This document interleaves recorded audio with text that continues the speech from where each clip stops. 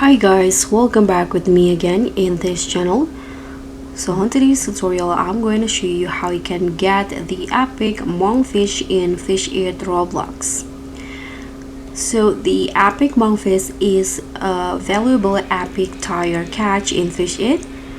It's a rare deep sea creature that's add a cool, eerie element to your collections, and catching it requires patience, and this is how you can get it. So for the location, you can go to the Sisyphus statue in here on the Lost Isle to get the fish. And for the equipment that I use, so I'm using the Aster Rod, and for the base I'm using the Chroma Bait to get the monkfish in here in the Sisyphus statue.